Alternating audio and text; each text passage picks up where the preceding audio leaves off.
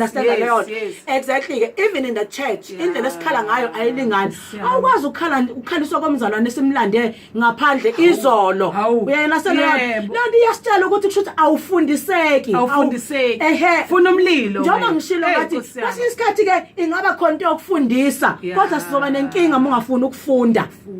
My God. Uyayizwa leyo? Ngiyakuzwa mina. Njengamanje njengoba kuvulwa izikole khona abazali imali banayo yokufundisa abantwana kodwa khona abantwana abangafuni ukuyofunda. That's the challenge we are going to have.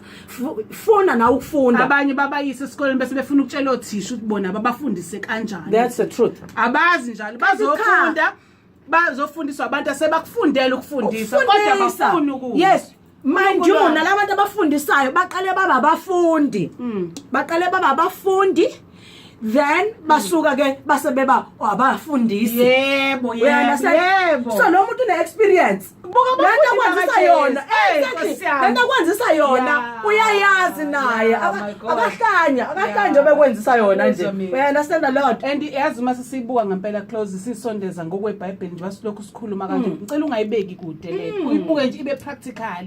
Okwangempela ngoba njengoba sikhuluma ngabo abafundi bakaJesu bamlandela bahamba naye bembuza imibuzo bafunda asibuyele kuyena uJesu exactly mhla kumkhosi wePhasika uJesu bathi abazali sebehamba wasala ngemuva kuthiwa maxoxa indaba wayebabuza bembuza kukhulunywa ecosha ezintshebeni ezindala ecosha kubantu abadala wacosha lonke ulwazi uJesu uthi bese bembuza ekhaya abazali uthi beningazini ukuthi mina ngimele ukuba kokababa uma wena ungeza ukwenza njengoJesu at an early stage usifundisa izinto ezinye abakhuluma ngazo ongayiqonda uyibuze bakuchazele ngempela ubhizi ngani mangabe uthi umntwana kaNkulunkulu exactly uma umntwana wakho uzomqhelalanisa uhambe wedwa enkonzweni umshiye ngemuva uthi uthi akafundeni yinto ozoyikhuluma kuzwe ngoba wena usunenye understanding uma wena emshiya